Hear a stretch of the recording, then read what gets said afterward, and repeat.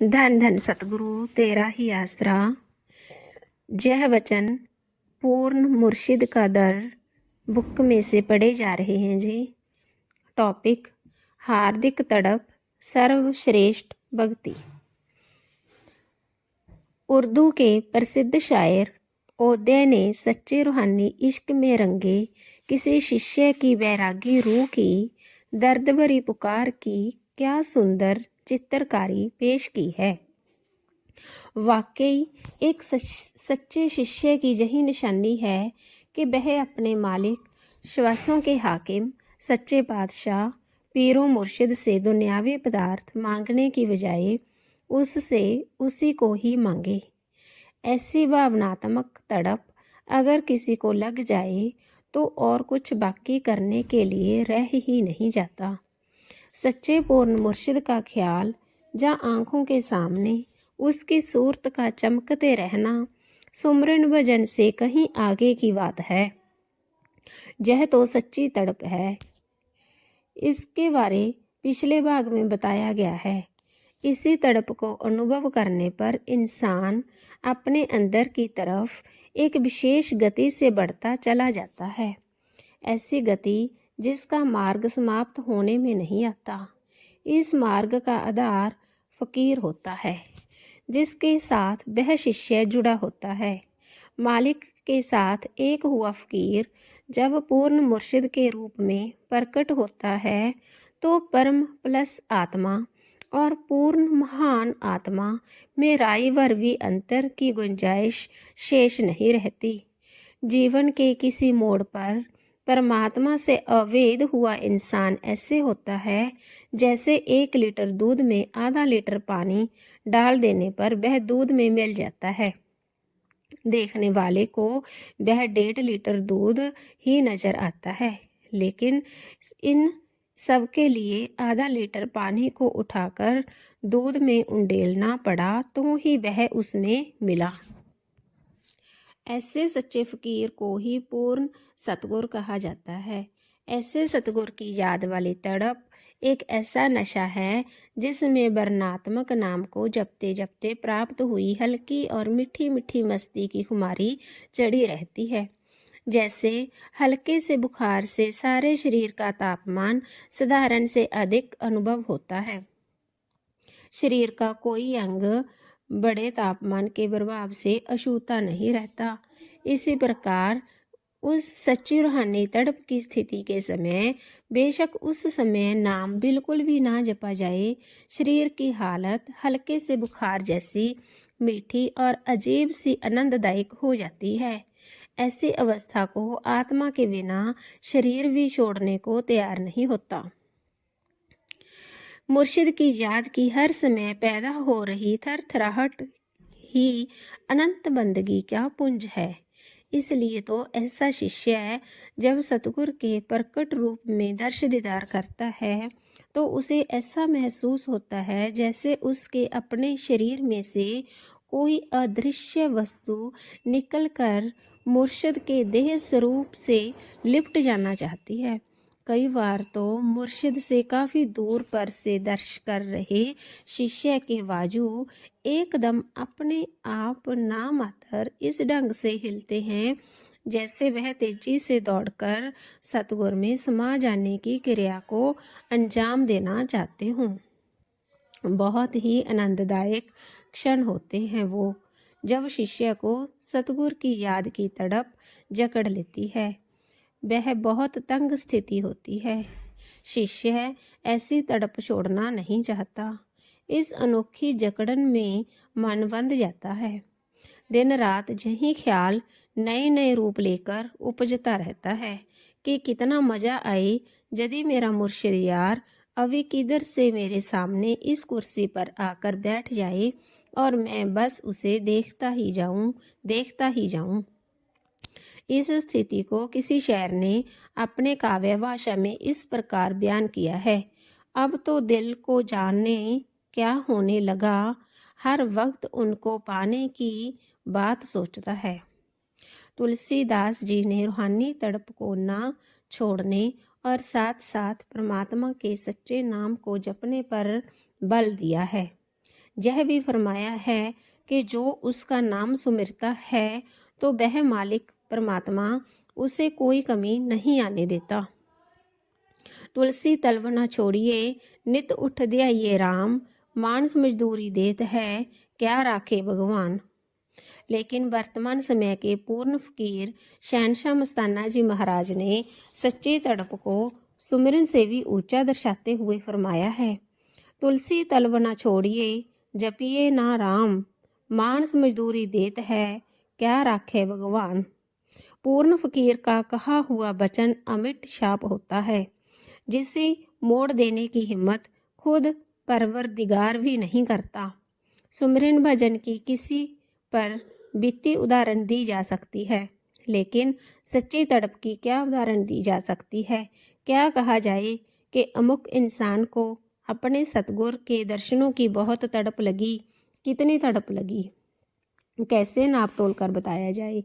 ये बातें अनुभव करने की है, ना कि केवल बातें करने, पढ़ने, सुनने या लिखने की। रूहानी तड़प का उत्पन्न हो जाना अनगिनत नियामतों की अपने ऊपर बौछार आने जैसा है। ऐसी बौछार में सदैव ही भीगते रहने को दिल करता रहता है।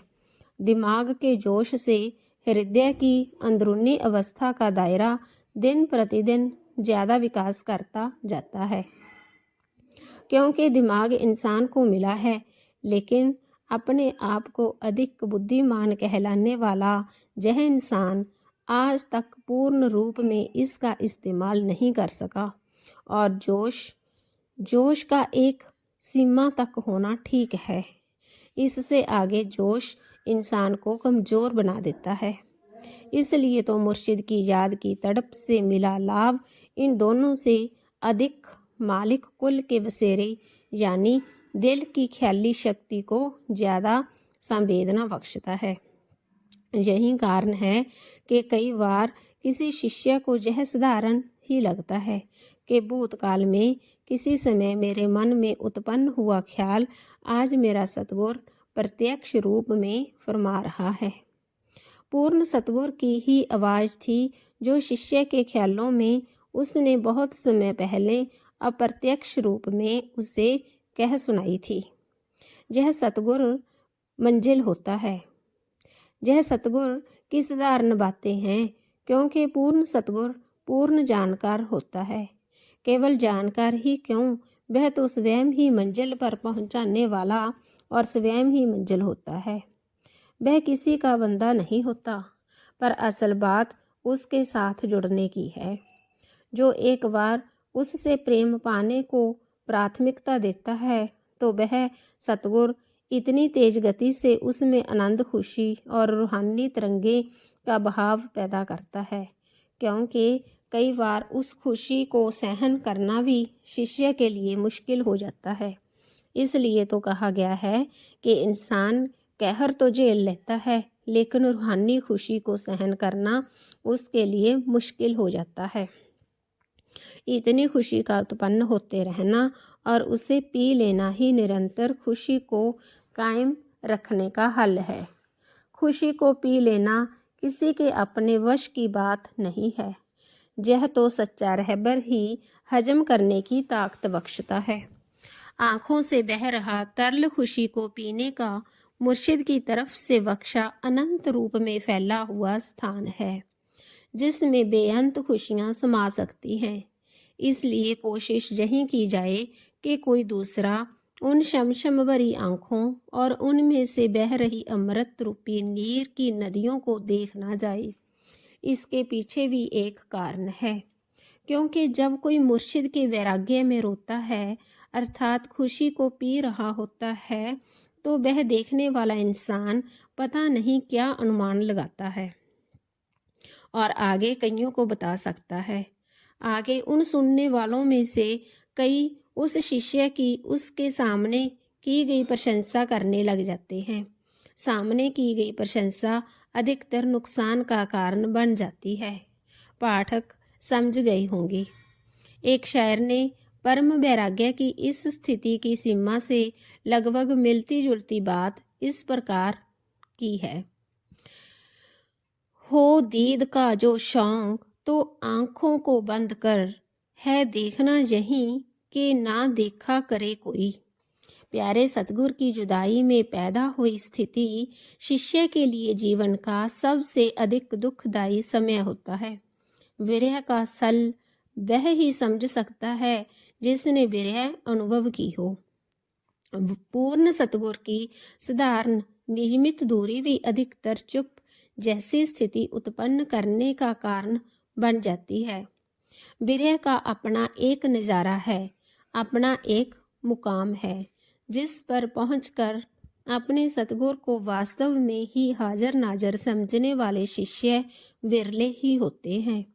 शेष बिचारे तो मौखिक आसकों की पंक्ति में शामिल होते हैं। विरह का मुकाम अजर अमर है। उसमें से उत्पन्न हुआ अनुभव करोड़ों बंदगियों के आनंद से कहीं ऊपर है, क्योंकि बंदगी का उद्देश्य मुर्शिद के स्वरूप का आँखों की ज्योति से संबंध स्थापित करना है, ताकि सतगुर की याद के नशे का आनंद लिया जा सके। लेकिन किसी समय उससे दूरी के कारण उत्पन्न हुई विरह की याद एक विशेष अनुभव का भंडार होती है। जैसे धूप से उत्पन्न हुई हमारी छाया किसी प्रकार भी हमारा पीछा नहीं छोड़ती, इसी प्रकार विरह में से उत्पन्न हुई यादों की तड़प शिष्य का पीछा नहीं छोड़ती। आखिरकार वह अनंत स्वादों से कहीं ऊपर मीठी और बिछोड़े की सच्ची तड़प सतगुर से सच्ची मित्रता का प्रतीक है। मुर्शिद को सच्चा मित्र बनाया है। सच्चा आशिक वही होता है जो सतगुर की याद को हृदय की मजबूरी बना ले। ऐसी मजबूरी जिसमें मुर्शिद के दर से लाखों फटकारें मिलने पर भी वहां से जाने के लिए एक बार स्वप्न में भी सोच पैदा ना हो। शायर हसरत मोहानी ने इस हालत की क्या सुंदर तस्वीर खींची है। दिल की मजबूरी भी क्या शय है कि दर से अपने उसने 100 बार उठाया तो मैं 100 बार आया। विरह को विरह तू सुल्तान कहकर निवाजा गया है। विरह को विरह तू सुल्तान कहकर निवाजा गया है। इस पर किसी का कोई जोर नहीं चलता, सब इसके आगे मजबूर होते हैं। सतगुर के बिछोड़े में बीता एक एक पल सारी आजू तिल तिल करके कटते, फिर जुड़ते तथा फिर कटते शरीर से कहीं अधिक दुखदाई होता है, क्योंकि रूह आत्मा की खुराक मुर्शिद के दर्श दीदार होते हैं। दर्शनों के बिना पल पल जीवित होती और पल पल मरती आत्मा की अवस्था को वर्णन करना असंभव है। यह तो शिष्य का निजी अनुभव है। इस अवस्था को या तो वह शिष्य स्वयं समझ सकता है या फिर पूर्ण सच्चा सतगुर। प्रसिद्ध फकीर साईं बुल्ले शाह जी की उदाहरण सामने है। उसका मुर्शिद शाह इनायत उससे किसी बात पर नाराज हो गया। सतगुर ने हुक्म फरमाया कि आज के बाद तू हमें अपना मुंह ना दिखाना। बेचारा बुल्ले शाह दर्श दीदार का भूखा बचनों में बंधा हुआ करे तो क्या करे। दिन के 8 पहर में अनगिनत बार जन्मता और अनगिनत बार मरता। किसी को अपने हृदय का दुख सुना नहीं सकता, क्योंकि कोई भी बात किसी को तब ही सुनाई जा सकती है अगर उसकी समझ में आने वाली हो और उससे उस परेशानी का समाधान होने की आशा हो। लेकिन बुल्ले शाह की हालत को कौन समझ सकता था? कोई भी नहीं। अत वह अपने दिल की बात किसको सुनाए। बिछोड़े के तीरों का छेदा हुआ बिरह के गीत गाता पागलों की भांति सतगुर के स्वरूप की एक झलक देखने के लिए बेताब हुआ गली गली भटक रहा है। बहुत ही तरस योग्य और दर्द भरी अवस्था बनी हुई है।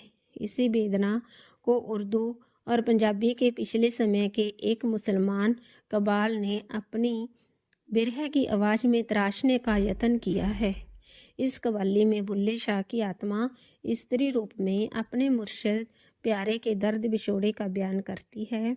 हम इस कव्वाली को पाठक के सामने पेश कर रहे हैं, जिससे शायद बिरह की नामात्र सी परिभाषा समझने का यत्न हो सके। ਰੱਬਾ ਲੱਖ ਲੱਖ ਸ਼ੁਕਰ ਮਨਾਵਾਂ ਜੇ ਕਦੀ ਮੁਰਸ਼ਿਦ ਯਾਰ ਦਿਸ ਪਈ। ਉਹਦਾ ਬਣ ਕੇ ਮੈਂ ਫਿਰਾਂ ਪਰਛਾਵਾਂ ਜੇ ਕਦੀ ਮੁਰਸ਼ਿਦ ਯਾਰ ਦਿਸ ਪਈ। ਕਾਵਲ ਮਾਹੀ ਆਪ ਵੀ ਸੋਹਣਾ ਮੱਥੇ ਸੋਹਣੇ ਲੇਖ ਦੀ ਮੰਗੇ। ਆਪ ਕਿਧਰੇ ਖੁਸ਼ੀਆਂ ਵਿੱਚ ਰੁੱਝਿਆ ਸਾਡਾ ਹਾਲ ਸ਼ੁਦਾਈਆਂ ਵਾਂਗੇ। ਨਾ ਕੋਈ ਆਉਣ ਦੀ ਹੌਂਸੀ ਨਿਕਲੇ ਨਾ ਕੋਠੇ ਬੋਲਦਾ ਕਾਗੇ। ਜੋਗੀ ਤਾਂਘਾਂ ਸਭ ਮੁੱਕ ਗਈਆਂ ਇੱਕੋ ਯਾਰ ਦੇ ਮਿਲਣ ਦੀ ਤਾਂਗੇ। ਰੱਬਾ ਲੱਖ ਲੱਖ ਸ਼ੁਕਰ ਮਨਾਵਾਂ ਜੇ ਕਦੀ ਮੁਰਸ਼ਿਦ ਯਾਰ ਦਿਸ ਪਏ। ਧੰਨ ਧੰਨ ਸਤਿਗੁਰੂ ਤੇਰਾ ਹੀ ਆਸਰਾ।